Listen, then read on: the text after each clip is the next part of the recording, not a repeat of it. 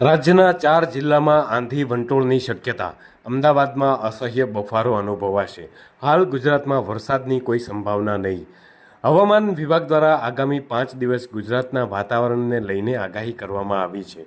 જે મુજબ આગામી 3 દિવસ સુધી ગુજરાતના 4 જિલ્લાઓમાં ધૂળની ડમરીઓ સાથે આંધી વંટોળની શક્યતાઓ છે.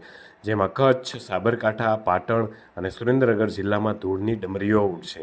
આ ઉપરાંત હાલમાં ગુજરાત રાજ્યમાં એક પણ જિલ્લામાં આગામી 5 દિવસ દરમિયાન વરસાદની શક્યતા નથી.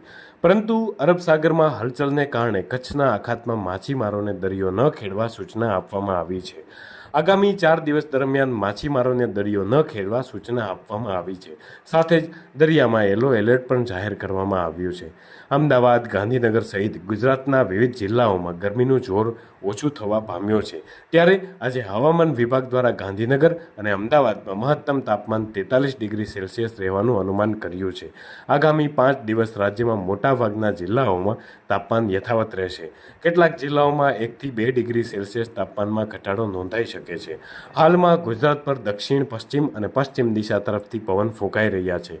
તેના કારણે અરબ સાગરમાં ભેજ ખેંચાઈ આવ્યા છે, જેના કારણે ગુજરાતમાં ઠંડુ વાતાવરણ રહેવા પામ્યું છે. પરંતુ તેને કારણે વરસાદની શક્યતા ઓછી છે. ફક્ત ઝડપી ગતિએ પવન ફૂંકાશે. આ પવનની ગતિ 25 થી 30 કિલોમીટર પ્રતિ કલાકની પણ રહી શકે છે.